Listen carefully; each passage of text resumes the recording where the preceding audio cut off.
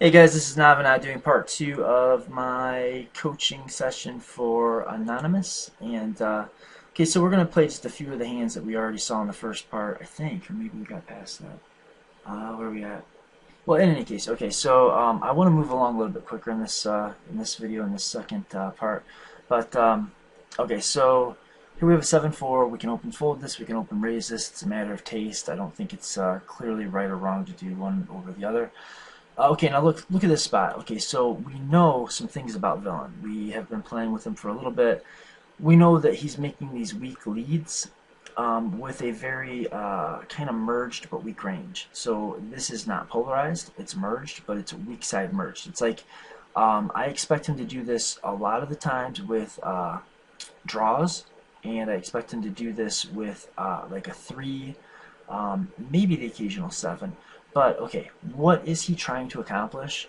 He's trying to control the pot size from out of position, and we simply cannot allow players to pot control from out of position. We're in position, it's up to us. We are allowed to control the size of the pot. Anything he does to try to violate that is going to hurt him. But it's only going to hurt him if we know how to hurt him and we apply it. So if we just treat this like a check, what would we have done had he checked? Well, I mean, against an aggressive player that would be capable of check raising draws and that would be more likely to be induced into bluffing turns, we might check back. But most of the time against a weak player, we're just going to bet this for value, hoping to get called by draws and 3x. And we're not too upset if we fold out his equity, right? If he's got like just 2 overcards. So I think this would be a clear bet. And in a pot of 120, we would go like 60. And if he has a hand like a 3, he's going to have a really tough decision. But now he's got 30 in there. He's made the pot 150 before the action ever even came to us. We've got some information to work with. I don't think he's ever got a 9 here. Well, I can't say I don't think he's ever got a 9 here, but I think his range is weighted more towards 7s, 3s, draws, and definitely we're behind some of those hands. But I think we're ahead of enough of them, and also he could just be in here with like random air. I think this is not exactly a click back. I think we should just look at this like he's trying to control the size of the pot, but let's turn that on its head and cause it to stick him to the pot instead. So he bets 30. We would have bet 60 had he checked. So if we did that, it would really be bad for him if he had a 3, because now he's trying to stop us from putting all that money in, and he traps himself into calling it. But I would do, instead of that, I would get a little bit more punishing and make it half of the current pot size, and I would make it 75 total, and he's still going to have a real big problem folding pretty much anything, even if he's got a 3 here. We are still making a half pot size bet total, but he's now only got to call, if we make it 75, he's only got to call 45 in the 150. So yeah, that means he stuck himself. Instead of controlling the pot size, he allowed us to get a bet off that was actually bigger and stuck him to calling it. And that's what we need to do against these players that are trying this nonsense pot control from out of position. So let's just go ahead and make his life difficult, make it about 75 or even 80. Okay, now we just called, and I think that's what most people would do.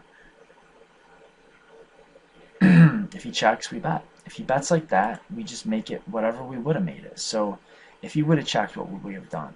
We would have bet 90. Well, this might be weaker than a check, so let's make it 90. Now he's only got to call 60, but really we're going to trap him into putting 90 chips into a pot that he probably does not want to put 90 chips into. Or maybe even to make it a little bit more difficult, we could go to like 100 total. Then he would have to call just 7. He'd be getting a ridiculous price with a hand that's probably either a draw, or at this point a draw, or a 3, or maybe a 7, which he may even fold. But then we're going to maintain the initiative on the river, and we're in position. We're going to be able to either turn our hand into a bluff, check it back some of the time, or take his little bet price. If he makes one of these little blocking bets, we'll have a lot more options. But let's just put some pressure on him. Let's not allow him to do this. I mean, if he has a 3, even if he has like 2 random overcards, he's giving himself a good price to chase. I mean, he's getting 7 to 1 with 2 overcards. And we've got a pair. And he knows we've got a pair. Or, well, I guess we could have a draw. But he shouldn't be allowed to do this. And if he's got a flush draw, look at all the. I mean, look at what he's doing to us. If he's got a flush draw, he is drawing so cheap against our pair with all of his draws, straight draws, flush draws, combo draws. This is criminal. We have to punish this. We have to stop this behavior. We're gonna misvalue. We're gonna let him draw out on us. And again, even if he's just got 2 overcards or a 3, we can't let this. We can't let this happen. Oh my! And see, the 3 comes in, or even so now he's gonna bet us if he bets his busted draws and his 3s. Like, what are we gonna do? Even if he just bets busted draws and 3s and he makes it like pot sized, we're in a jam.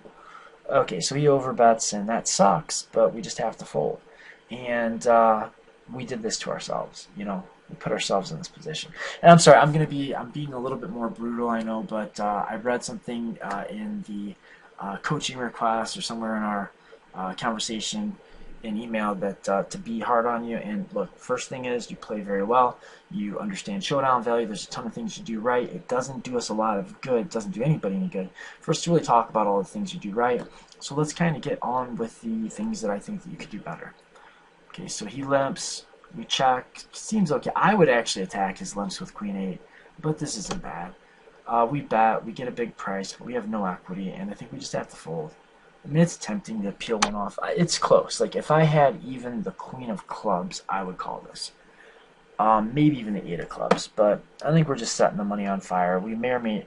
We don't even know what hands or what cards are good for us. Like, we could say we've got two overcards against his 3s, and we're beating his flushes, or his flush draws rather. But we don't know which cards we're looking for. Like, do we want a low club to come off? How are we going to play against that? Do we want the, like, you know, we don't know what the improvement cards are going to be for him. We don't know if we're even drawing damn near dead. I mean, he could definitely have three kings there and play it that way. Okay, so far then standard after that. Big bet. We canned. Gotta just be done with that. 7-6 suited, min raise. He bets. 3 bets kind of small. We're still plenty deep to call this, so we just call. We just peel. Okay, so we flop double gut shot with backdoor flush draw. Okay, here's a point. Relating to the first video, we talked about how there was kind of this inverse relationship between the amount of fold equity you're going to have and the amount of implied odds you're going to have. So when you're drawing, especially when you have a drawing hand, well, probably only when you have a drawing hand, there is a reverse correlation between implied odds and fold equity. When you have a lot of fold equity, you probably don't have a lot of implied odds. When you have a lot of implied odds, you probably don't have a lot of fold equity. With a backdoor flush draw and a very sneaky double gut shot here, we have great implied odds, so we can call because of our implied odds and the immediate pot odds and the equity we have. Also, now we're going to be able to bluff some runouts that don't actually improve our hand. So this is different than the last draw we had, where I thought we really needed to bet, like raise big as a bluff. I think that when he sizes his bet this way, oftentimes he's got something, and we should just call, content to take the price, good implied odds when we get there, good bluffing opportunities when we don't get there. Let's say that like a queen rolls off, or 6, 7, 8, 10, jack rolls off, right? We can bluff jacks, we can bluff queens. Like if the queen of hearts comes on the turn, we can definitely raise, or if he checks, we can bet.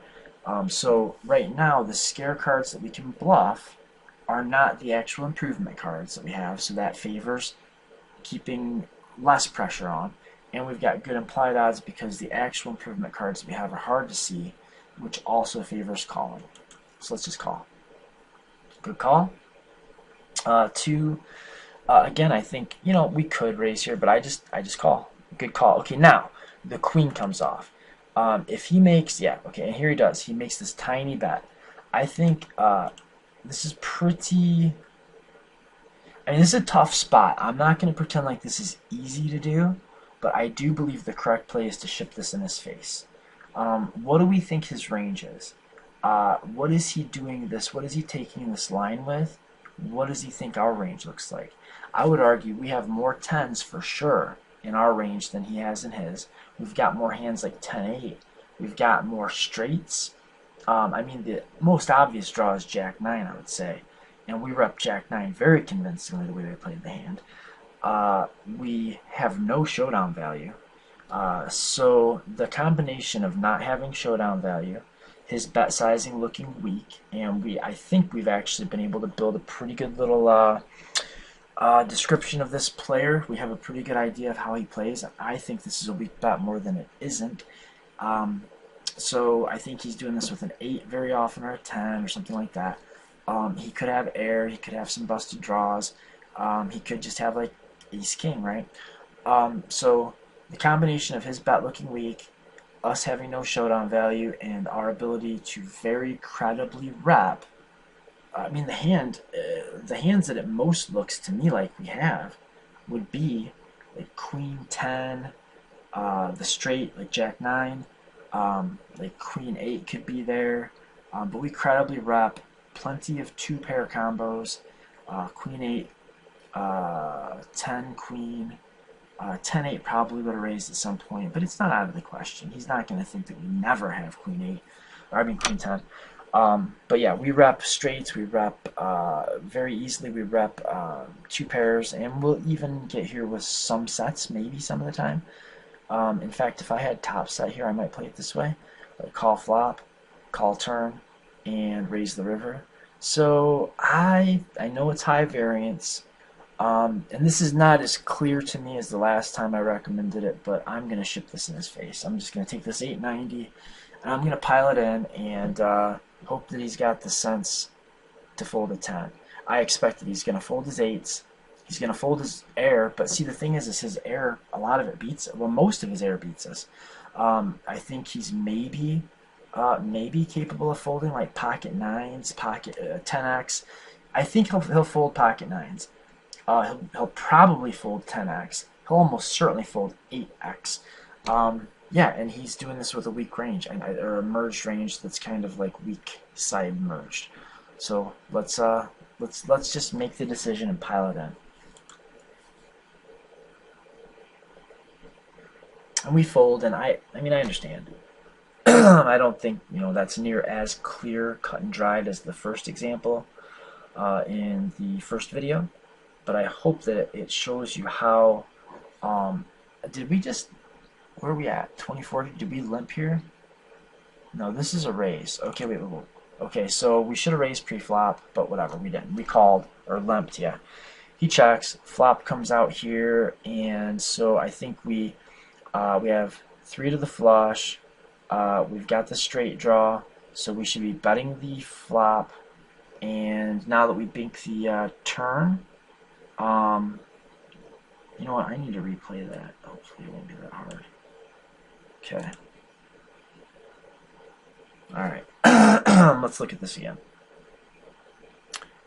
We should raise. Okay, we limp, he checks, flop comes out, he bets. Okay, so right here, let's stop, pause. Okay, so we can bink the 9, we've got 3 to the flush.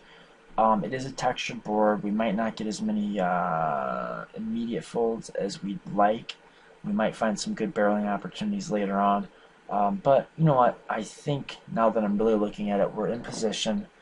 Let's go ahead and call. I don't mind a call, and let's see if we can bink the 9, pick up some equity in the form of a good club that we can get bluffy with, or just get sticky with. Got jacks and 10s that are overcards to his 8s. Yeah, and we're in position, so let's call. I like the call. Okay, now, if he bets again, and I expect that he will, then what we should be thinking now that we've banked, and we've got the 8, 9, 10, jack, queen, is we should be thinking a couple things. If he has a single pair hand, a pair of queens, or maybe even something like ace 9 of clubs for some kind of big combo draw. Okay, first of all, his single pair hands, like top pairs, how do we want to play against those? Let's value target. What is the range that we are value betting against? It's going to be his draws and his not draws. Pretty simple, right? What do we want to do against his draws? We want to bet against his draws. What do we want to do against his pairs. We want to bet against his pairs. So when he bets, if he bets, we need to raise. And the amount we need to raise, we have to give him a bad price on a flush draw. But more than that, we need to set it up so that we can get stacks in on the river. Keep in mind, if he had, there's not a lot of cause to slow play here. Number one, the guy makes a lot of calling mistakes, so let's give him the opportunity to do that. Number two, the line he's taking makes me think he's got a little bit stronger hand than he normally does when he's doing like these tiny bets. So he could easily have a queen here. He could easily have a combo draw here. But if he has, say, a pair of queens, let's say he's got a hand like queen, just king queen. Okay, if he has king queen here, he bets it. If we don't raise and we allow a scare card to come off, like a club or a straight card, we're not going to get more value out of him. Or it's going to be hard. We're not going to get max value out of him. Now, the opposite end of that, what if he has a draw and the river bricks off? Well, now, again, it's going to be hard to get max value from him. So we need to bet if he checks, and if he bets, we need to make a raise that makes it very easy to get stacks in. Because we don't want to miss value from his non-draws when the club comes on the turn, and we don't want to get value or miss value from his draws when they brick the turn. So this is a spot where we need to get value on the turn. Okay, so our sizing. Okay, this is an area that everybody can get better at. I can get better at it, but I think we should be sizing our bet in such a way that he is not getting the right express odds to call with a draw, and that allow us to make a shove on the river that is less than pot sized. And I think we can easily accomplish that with stack sizes. Do a little math. What, 200 seems about right? 210.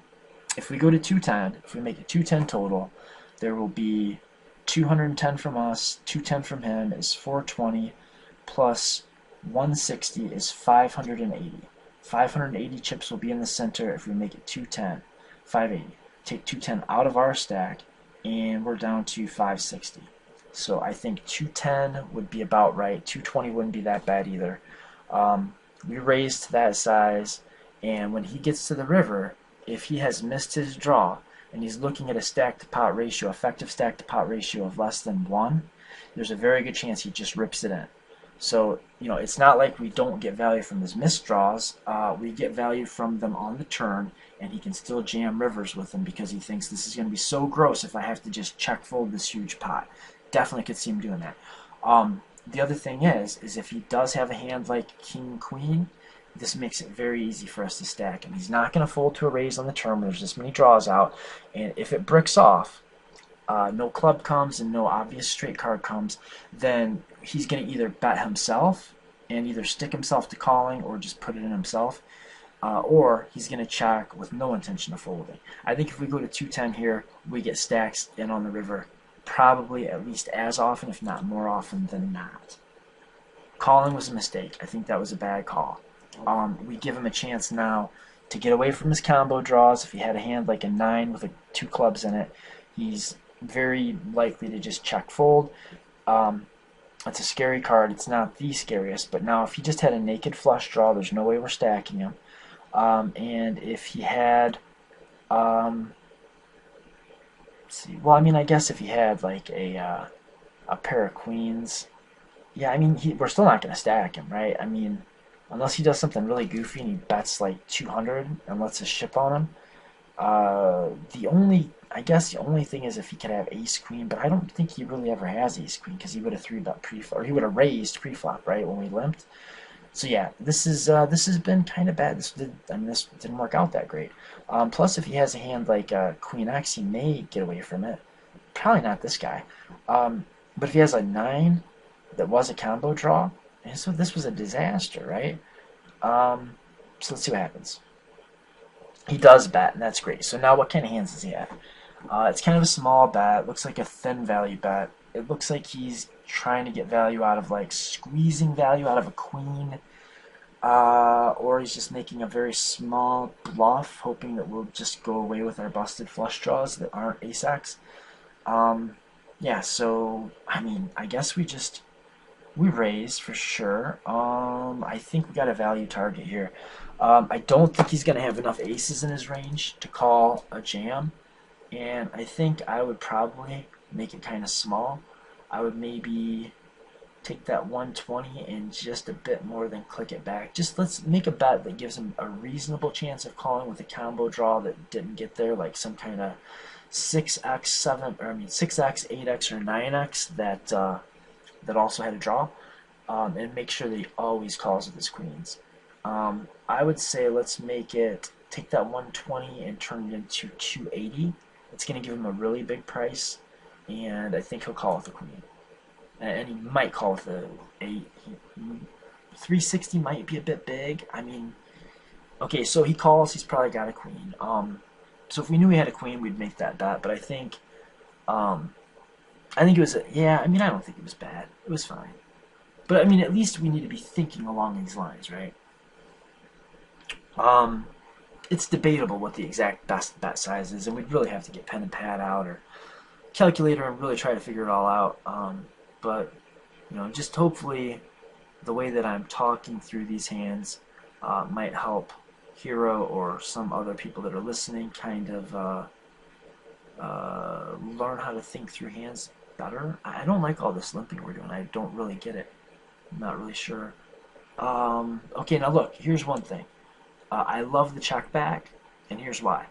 So this guy's been donk betting a lot. And he's donk betting a kind of merged range, right? So, and this is kind of interesting too, because it shows you how much effect one range can have on another. So his donking range, we've seen him donk top pair. We've seen him lead, like, he's leading a lot. He's leading his draws, he's leading his top pairs, he's leading his middle pairs. So when he doesn't lead the flop, what does that leave him with? If he's got all those hands in his donking range, what does he have in his check calling range? Probably not a lot, right? He might have some hands that are monsters that are in his check raising range, but we don't really want to bet against his air and give him a chance to fold on the flop. And we really don't want to bet against his nutted value hands, because even though they're few and far between, we still don't want to do it, right? So checking back was very good. I think most players would have just simply bet their queen for value. And that would have been standard and fine, but I think this is a really good spot to think outside the box a little bit, realize this guy is very rarely going to be calling me with second best because he leads his second best stuff, and this also shows you why it's bad to just have a really big donk betting range, because we can make a super exploitative check back like this when we have it, and if we don't have it, we can make a very exploitative bluff on this flop, and since he's leading whenever he has a piece, when he checks, he's mostly going to be folding. So we could use a very small bluff sizing here, and I think that would be fantastic, because when we have air, we could bet like a little under half the pot. He's going to either fold his air, or if he's got the trap, then we lose the minimum on our bluff attempt. So love the check back, and now of course we're going to call, and I don't think there's going to be any rivers that we're going to fold. Okay, and this is no exception, and now we've got a decision to make. Basically, we're ahead almost always, but I don't know how much value we're actually going to get by raising, because, all of his queens, and I don't think he has a lot, but any queen that he has, he doesn't have very many queen X in his range that are queen 9 beats. Queen 8 beats us, queen 5, queen 2 beat us, and then queen 10 plus already beat us, so we're losing to more than half the queens in the deck by well, we're losing the vast majority of queen X. We've still got queen 3, queen 4 that we can beat, and we can beat queen 6 and queen 7, and that's it. All the other queens beat us. So when he bets the turn and bets the river and we raise, he's not going to pay us with his busted draws, but he might put us in the nothing good can happen if we bet into a busted draw, but bad things could potentially happen. And I guess the only thing that we might be able to get value from would be if he just happened to bink a 10, or if he is bad enough to bet an 8 here, and then barrel the 8 on the river, and then call a raise, which he might be. He really might be, if we size our bet right. So, you know what? I'm going to click it back. I mean, it's close. Calling is fine. I think calling is fine. Making a very tiny raise would also be cool. I think that would be a very exploitative strategy. It's also exploitable. I mean, he could come over the top with a wide range and make life really miserable for us, but I don't think he's smart enough to do that. I think this is a bit big, but it got it done. He's got to have a 10, right? Okay, on through. Okay, here we go. Let's take a look. Oh, he had an 8. Let's back that up just. Well, okay. So moving on. Fair enough. It worked. I would have went smaller, especially if we thought we were value targeting 8s. I would not have expected him to take that line and then call. But you know, we did underrep our hand, and maybe our line looks bluffy. Um, Maybe he thinks we've got a bunch of busted draws. So yeah, nice play. Well done. You got max value. He had air on the flop, and he definitely would have folded, I'm sure. Just like we thought he had air when he checked, right? Because he donks all of his not air. So he's check folding on the flop. Checking the turn gave him a chance to bluff, but he actually picked up a hand and bet. And yeah, very well played. Well played. I would have bet a little bit. I would have raised smaller. I think ace-4 suited, by the way, could potentially go into a very value merged 3-bet range against this particular opponent. It's almost always a very standard call, heads up, out of position. But against this exact player, I want to widen my value raising 3-betting range to include hands like Queen Jack, King 10, and like suited aces. Yeah, but okay, that's fine. Checking it or calling is definitely standard. So then we check on the flop, which I think is great, and he checks back, which is fine. And the king comes, and we really can't do anything else. So we know we're checking. But what does his range look like? He's probably gonna have some 8s. He's probably gonna have some 10s. I don't know, some air that he's just giving up with. So yeah, I mean, kind of surprised that it went check, check, check, check. So I guess the most likely thing he's going to have is a worse 4. And have all of a sudden just figured out how to play poker. Weird. So he's doing some button clicking. He's got a wide range. That's the real truth is he's got a wide range. That's a sick card. This is pretty gross. So yeah, that sucks. I mean, I was very definitely planning on checking and calling when he bet. Like, that was my line. The plan that I was thinking from the turn going to the river was going to be to check and call. Now I think we check the side. If he makes a small bet, we can call. No way. Way too big. We only have to call him. Now, he's priced this in such a way that even though we very rarely get here with a big hand, we could get here with an 8, and we can call with just our 8s. We could probably get here with a 10.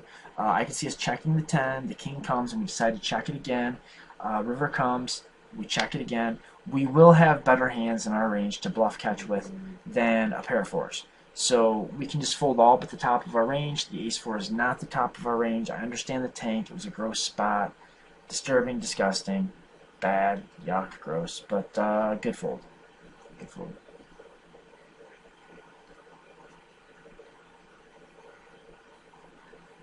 Okay, so. Yeah, alright, so he just folds. Jack 8. I don't know why we're doing all this limping. I would take this out of your repertoire, especially with decent hands like this. I mean, it just doesn't make sense. Now look, just like when he checked and we had the queen, I think we probably should have checked back there. Really, we're exploiting the hell out of him when we make a check like that because we know that he's betting his anything, so we're kind of wasting the value of our top pairs when we bet them. We should be definitely betting our draws against his checks. But we should slow play, and we should bet, like, you know, some other stuff. But I think we should be more inclined when we're in a way ahead, way behind. So when we have a, like, Broadway top pair, you know, like a bigger top pair, we should be more inclined to check back when he doesn't lead. Okay, you asked about this specifically, and I think it's a flat call. It's close. It's close, right? Okay, so if I believe that this dude is, like you said, we think that this is a population read that Hero gave me in his description, that when people make these clickbacks, they often are doing it with ace X and even weak ace X and just about all kinds of their suited ace X's. If we really feel confident about that read, then we can get this in. You know, we raise, he 3-bets, we can either just rip it in his face. Or we can 4-bet hoping to induce or get called by something, I don't know. Or we can just tear it in. But I think the more standard thing would be to call. Um, we're getting 5-1 in position. We likely have the best hand. In position with card edge and a skill advantage against a player we can read pretty well. I call, but I would not fault you for piling it in, especially if we think he's going to call off with a lot of his ace X's. Okay, so this is close, but I think it's a call, because we do have like 3 to a flush, 3 to some straights. The ace over card, which is beating his draws. We can pick up some equity on the turn. So I think we made a good call on the flop. The only thing that kind of sucks is we know that he's got something here, and we know that once he bets, since he's constantly betting all of his stuff that's anything like, if he's got equity, he's betting. Out of position, he's betting. He's betting small, but he's betting. So we should be a little bit less inclined to float. Maybe we just go ahead and float there because it was such a good price and we do have a pretty reasonable hand to do it with. But we have to know that there's a bet coming here. So it's not like we can float expecting him to just check and fold. So I think we can float here, but we have to have a plan. If we don't have a plan to turn this hand into a bluff on at least some turns, then once he bets, if we're not willing to, let's say this was the 8 of diamonds. If we are not willing to jam over the top of his bet here, then I don't think we should call on the flop. We could think about raising, but we really can't call unless we're willing to get a little bit courageous on some turn cards. As played, as the cards lie, I'm sure he's going to bet something like 100, and we're going to be in a crazy predicament, but I don't know. Like, we really just probably don't have enough implied odds because we don't even know if our ace is good. We definitely don't know if our jack is good. So 6 of 8. And if he's got a draw, is he really just going to like bet flop with it, bet turn with it, and give up on the river? Probably not. So if he bets anything reasonable, oh, good lord. 6-1. That's crazy. I mean, it's probably a fold, but it's disgusting. I mean, we could definitely have 2 overcards, which would make it probably with implied odds very, very close to a call. But we just don't. It's going to be hard to play. Okay, now in this hand, this is very like the hand where I kind of thought we should be doing more checking than betting, except that I think just the presence of the backdoor flush draw tips the scales just a tiny bit and makes me now want to bet. And again, it's a bluff. We're just betting to get him to fold out his equity. But now we're going to have some more barreling opportunities, or at least continuing opportunities. So now we can continue in some way. If he calls, we can continue on any 5, we can continue on any queen, and we can continue on any spade, and that's enough for me to want to just go ahead and turn this into a bluff and bet it. Planning to turn some of my hands into bluff catchers on the turn, and turn some of my hands into double barrel bluffs or semi bluffs. Like, we have a very strong semi bluff if we hit like the ace of spades here on the turn after he calls. Maybe even more so with like the jack of spades actually. So the jack of spades comes off, and that gives us a good flush draw. It gives us the opportunity to bluff again on some rivers that don't actually improve us, and it still gives us a 5 we can bank for a full house. So yeah, the combination of spade draw, bluffing opportunities that would open up, and plus, like I said, sometimes we'll hit a queen and we'll be able to check and call. I like this bet much more than the last time you bet bottom pair on a paired board. Raise, sure, yeah, then raise here. He clicks it back, we call, child's play, very simple. Okay, so now we have 5, 6, 7, blank 9. If he leads into us, we know he's got something. I think, depending on his sizing, we can maybe...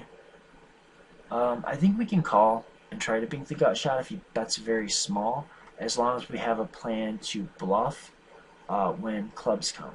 So if we hit like a club, because I mean the vast majority of his betting range is not draws, right? I mean it's not flush draws. I guess if you combined all the draws, but we're blocking some of them. So the vast majority of his range is not just going to be a ton of draws. So if we know that he probably bluffs some of the time, not often, but he's betting like sevens, he's betting his nines, he's probably betting his pocket pairs even. Um, then when a club comes out, we can probably credibly rep that after calling, and we can either bet if he does happen to check, which is not going to happen very often, or we can bet we can raise over top of his bets. Plus we can bank an 8. It's going to be hard for him to see that 8. It's not as noticeable. So I think we can call if he makes it very small. If he bets a little bit bigger, then we can either raise or we can fold. Let's see what happens. Yeah, I mean we can take the price. Or we could have even raised. Folding is probably my least favorite option, but I mean it's not bad. It's going to be tough. You're gonna have a lot of hard decisions if you do call. I don't hate the fold. Okay, this was one you asked about. Okay, so we already discussed the things that make that ace jack a potential rip in, and for the same reasons that it makes sense to rip ace jack in, it doesn't make sense to rip in the ace deuce. Okay, so if we think a lot of his range is like ace 5 offsuit, ace 6 suited type crap, and we think he's gonna stack off with it, then we definitely can't call, or we definitely cannot raise here. We're getting a good price. We're in position. We have a predictable opponent. I would call and play poker post flop. If we rip it in here, first of all, we may not have much fold equity if he's kind of inclined towards calling mistakes and he's already made a 3-bet. And if he's going to call when we ship it with if he's going to call with all of his aces, then, I mean, we'd rather ship a hand like Queen Jack, right? So what are we doing with Queen Jack? Because I actually think Queen Jack would be a better jam than Ace 2 offsuit. He's going to have more equity against his stack off range for sure. And if you're correct about him doing this with Ace X hands, like clicking back or making tiny raises with Ace X, then this turns into a very bad jam.